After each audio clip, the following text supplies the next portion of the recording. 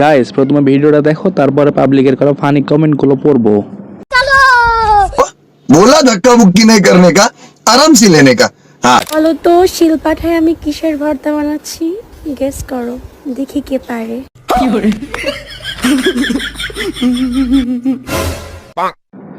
এটা তো মনে হয় 2022 বিশ্বকাপের ফুটবল, যার 22 জন মিলে কুতাইছে।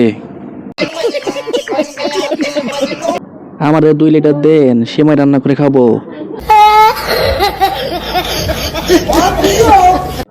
উর্বর পাহাড়, ভাগ্য তো তাহার, করিয়াছে যে আহার।